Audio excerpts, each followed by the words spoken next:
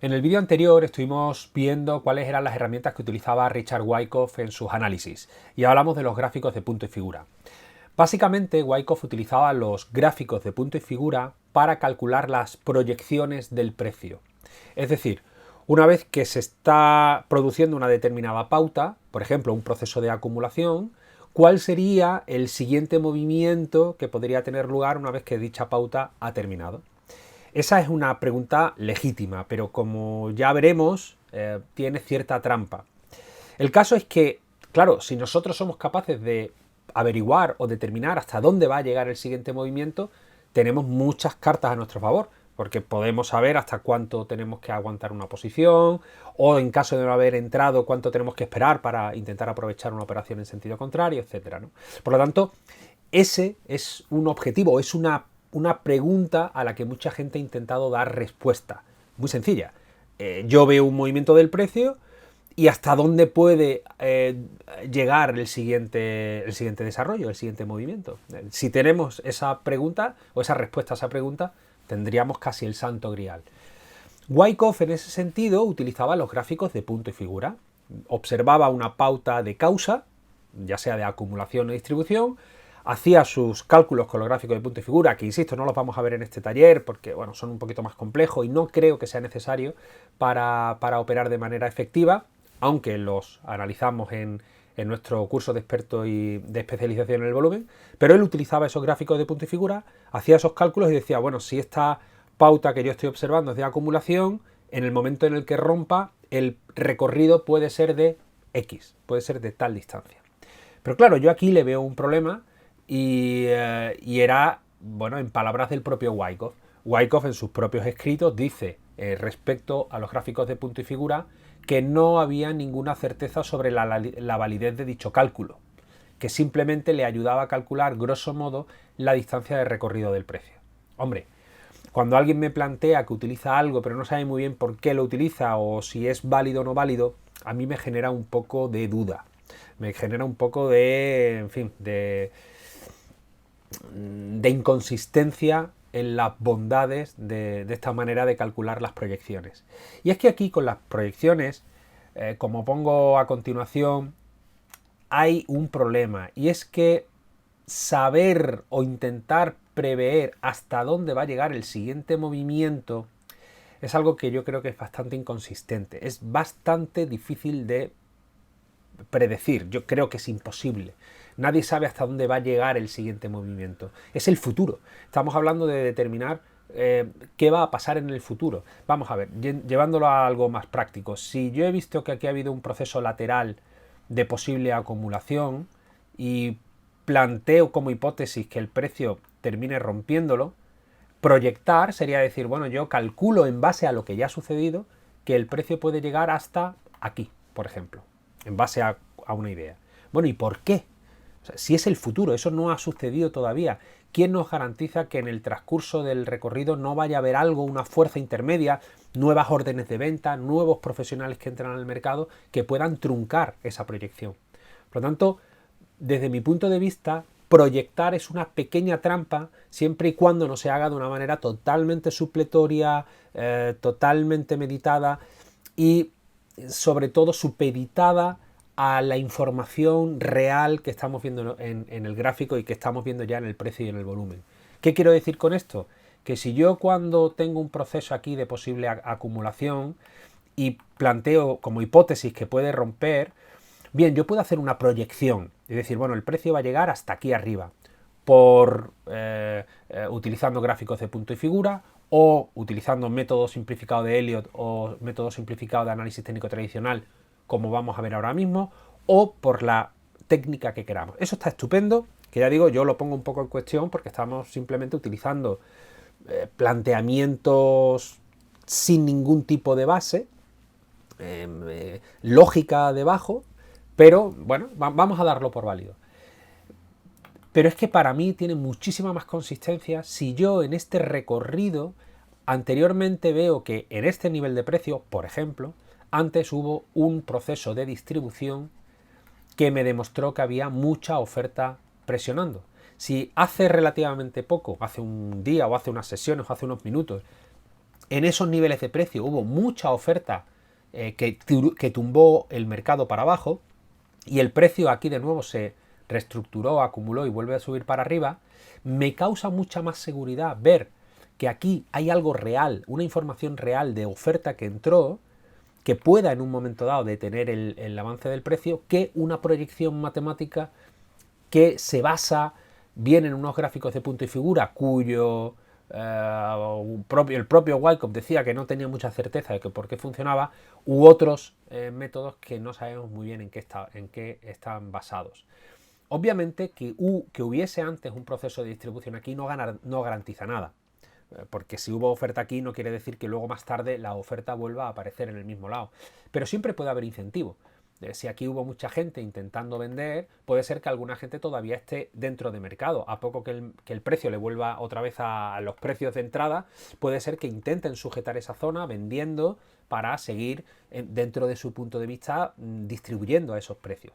Y eso puede animar a que aumenten las órdenes de venta. Ahí eso sí que tiene cierta lógica y cierto fundamento, aunque tampoco es garantía de éxito.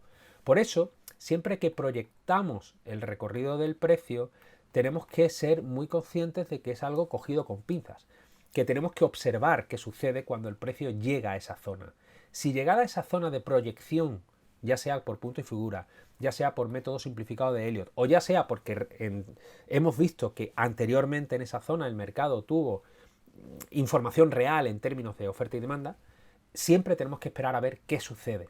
Si al llegar al precio allí vemos que el volumen otra vez empieza a aumentar, que se vuelve a generar un proceso de acumulación, de distribución y que el mercado empieza a ser expresivo y nos empieza a transmitir que puede estar sucediendo algo, pues entonces sí, eso le daremos evidentemente mucha más validez. Pero en sí mismo las proyecciones como concepto es algo bastante débil desde mi punto de vista. Si las utilizamos, perfecto, pero tampoco complicarse la vida desde mi punto de vista. Por eso yo proponía en el libro utilizar el método simplificado de Elliott y el método simplificado del análisis técnico tradicional. Porque en definitiva, más o menos nos marcan las mismas zonas de proyección que la que nos ofrece los gráficos de punto y figura u otras pautas otras técnicas, otras teorías que puedan ir por ahí, o circular por ahí, ¿no? ¿En qué consistían? Bueno, pues, ¿por qué lo llamo primero método simplificado de Elliott? La teoría de Elliott es una teoría muy compleja que podríamos dar un curso únicamente de cuáles son las ideas de la teoría de Elliott y cuáles son las pautas y cuáles son las características y qué implican unas pautas y otras, y es interesante, y nosotros en nuestra sala, por ejemplo, intradía que dirige Javier Medina, pues sí que las trabajamos y hay conceptos que son interesantes, pero si queremos reducirlo a su mínima expresión de una manera práctica, con quedarnos simplemente con la idea de que después de un movimiento tendencial, lo que llamamos nosotros un impulso, que por cierto será el efecto de una causa previa, después de ese movimiento impulsivo viene siempre una corrección y que después de esa corrección, si efectivamente es una corrección, normalmente puede venir una pauta impulsiva de la misma magnitud, de la misma dimensión, tanto en tiempo como en precio. Es decir, si esta pauta impulsiva tardó en completarse una hora y mide 20 puntos, por teoría de Elliott, hay una regla de la igualdad que nos dice que el siguiente movimiento impulsivo podría tender a durar más o menos lo mismo, una hora, y a tener una extensión más o menos similar. Es decir, en este caso del ejemplo, 20 puntos. Ya sea en una pauta, en un movimiento alcista o en un movimiento bajista. Ya digo, esto es por la ley de la igualdad, que el que quiera investigar un poco, se da entre la onda, bueno, en una pauta impulsiva de Elliott, entre las ondas que no son la extendida, ¿bien? O entre la onda A y la onda C de un movimiento correctivo. Eso lo dejo ahí como asterisco por si alguien quiere indagar un poco, y de todas maneras estas cosas sí que las explicamos en el curso de especialización del volumen, o también se le da respuesta en la sala intradía con Javi Medina. Pero bueno, son detallitos que son importantes para la operativa, pero el concepto, que es, yo diría que todavía más importante para sentar muy bien la base, es quedarnos con la idea de que, oye, si yo estoy después de un movimiento impulsivo viendo cómo el precio empieza a caer y yo planteo como hipótesis que puede ser una corrección y el precio empieza a responder a favor, empieza a favor en el sentido que empieza a subir, la pregunta de la proyección sería ¿hasta dónde puede llegar? Bueno, utilicemos esta regla de la igualdad de la teoría de Elliott y digamos, bueno, miremos a la izquierda, pongamos el ojo en la izquierda y digamos, bueno, si este movimiento tuvo 20 puntos, voy a proyectar 20 puntos desde esta base arriba y puedo más o menos plantear como hipótesis que el siguiente movimiento que está en desarrollo puede llegar más o menos aquí. Yo insisto, está bien como idea complementaria, pero yo este movimiento siempre lo supedito, primero, a si hay anteriormente algún nivel de oferta real, que por volumen la oferta ya nos haya demostrado que estuvo interesada en algún nivel de precio por aquí, y luego al hecho de que vamos a ver si el precio llega, y si llega a esa zona, observemos qué sucede. Porque efectivamente si es una zona de resistencia, y aquí el movimiento ya puede empezar a agotarse, el volumen nos lo va a advertir. El volumen casi con toda seguridad va a aumentar y se va a empezar a gestar probablemente un proceso de distribución que haga detener el movimiento del precio. Y luego, el siguiente método que yo propongo en el libro es lo que llamo el método simplificado del análisis técnico tradicional. ¿Por qué? Pues porque al final el análisis técnico tradicional, el chartismo, lo que plantea son una multitud de figuras que en teoría responden a unos patrones que tienen un comportamiento normalmente similar. El clásico ejemplo, un hombro, cabeza, hombro. Una figura que tiene un hombro, luego un máximo superior que es la cabeza y luego un hombro y luego una línea que se llama la línea clavicular. Bueno, esto es una figura de giro dentro del chartismo tradicional. Bueno, lo que dice el análisis técnico tradicional, que yo lo pongo también un poco entre comillas por todos los argumentos que he dicho anteriormente sobre el concepto de proyección, pero bueno, basándonos en esta idea, el chartismo tradicional dice que en caso de romper la línea clavicular, el movimiento podría tener la misma extensión que la altura desde la línea clavicular a la cabeza. Por lo tanto, si esta altura es 20 puntos, por poner un ejemplo, pues trasladamos 20 puntos y el recorrido del movimiento bajista podría llegar hasta aquí. En otra clásica figura de vuelta es el doble techo. Pues el doble techo es similar, lo que pasa que ahora plantea que la distancia entre el segundo techo y este soporte que tenemos aquí es el que proyectamos y podemos intentar anticipar hasta dónde va a llegar el movimiento bajista. Lo mismo en figuras de vuelta. Este hombro cabeza hombro que hemos visto es un giro de alcista a bajista, pero podríamos tener un hombro cabeza hombro invertido. Aquí el hombro invertido, la cabeza agachada, el hombro a la derecha y en la línea clavicular la ruptura y decir, bueno, si esta distancia han sido pues $50, ¿vale? Pues el siguiente movimiento pues serán $50 en precio. Estos son lo que acabamos de ver como ejemplo, son figuras de vuelta, figuras de giro. Pero el chartismo tradicional o el análisis técnico tradicional también plantea estructuras de continuación. Por ejemplo, la bandera o el banderín, que básicamente son iguales. Es un movimiento alcista y luego un periodo correctivo.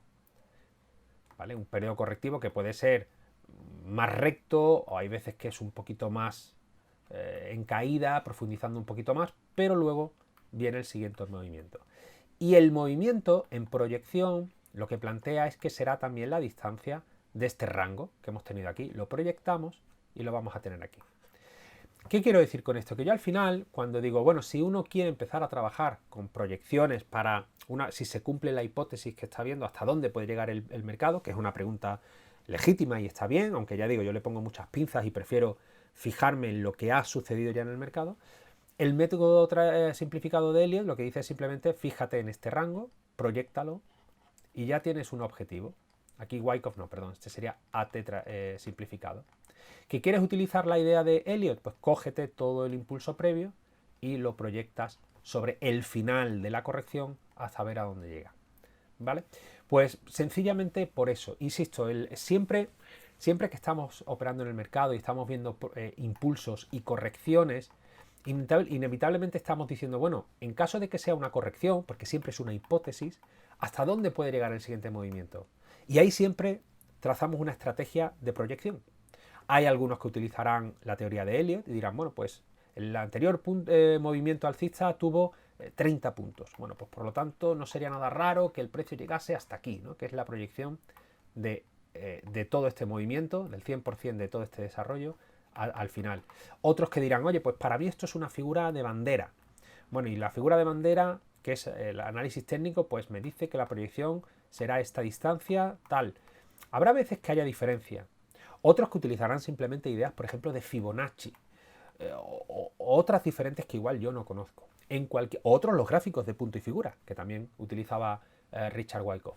En cualquier caso, yo como recomendación es que esa proyección es una herramienta complementaria, que siempre tenemos que supeditar a lo que haya sucedido en el mercado previamente. Si la proyección de Elliott simplificado nos dice que el precio puede llegar a esta zona, pero en estos niveles, un poco antes, vimos que aquí hubo un proceso de distribución donde hubo mucha oferta y el volumen nos ayudó a advertir que aquí hubo mucha oferta y además no solo el volumen, sino que además el precio luego ahí giró y cayó, no olvidemos o no perdamos de vista ese área de precio, porque aunque tu proyección por Elliott simplificado te diga que el precio tiene que llegar hasta arriba, cuidado que aquí podría aparecer oferta y frenar el avance del precio, aunque sea solo de manera temporal. Así que siempre supeditemos las proyecciones teóricas o matemáticas a lo que ha sucedido en el mercado de una manera cierta, real, que el volumen y el precio nos lo esté de alguna manera demostrando.